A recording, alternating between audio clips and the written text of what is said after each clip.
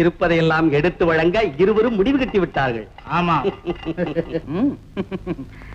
முன்பிருந்தவர் நேற்று இல்லை, நேற்றிருந்தவர் இன்று இல்லை, இன்றிருப்பவர் நாளை. குருநாதா, இருக்கும் நேரம் கொஞ்சமாக இருந்தாலும் ஏழைகளுக்கு எவ்வளவு நன்மை செய்ய முடியுமோ அதை செய்வதுதான் எனது முதல் வேலை. மார்த்தாண்ட மன்னர், மார்த்தாண்ட மன்னர், மார்த்தாண்ட மன்னர், மார்த்தாண்ட மன்னர், மார்த்தாண்ட மன்னர்.